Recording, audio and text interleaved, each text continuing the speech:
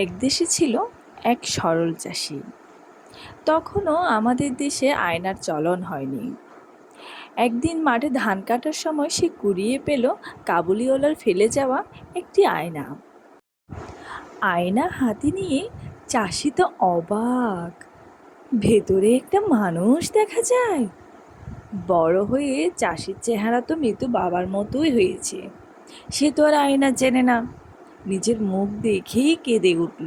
আহারে বাপজান, তুমি আসমান থেকে নাইমা আমার ধান কেটে লুইকা আছো। সে চিন্তা করলো আয়নাটা লুকিয়ে রাখতে হবে। তাই পরম যত্নে সে তার বাবাকে লুকিয়ে রাখলো পানির কলসির ভেতর। প্রতিদিন কাজ থেকে ফিরে লুকিয়ে লুকিয়ে বাপের সাথে সুখ দুঃখের গল্প করে চাষি। স্বামীর এই অদ্ভুত আচরণ দেখে বউয়ের মনে ধরল সন্দেহ। একদিন চাষি মাঠে যেতেই বউ কলসি থেকে ওটা বের করলো। নিজের প্রতিবিম্ব দেখে সে তো রাগে আগুন।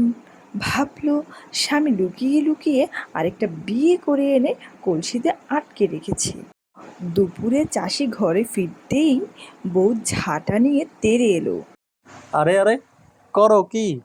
ও তো আমার মরা বাপজান।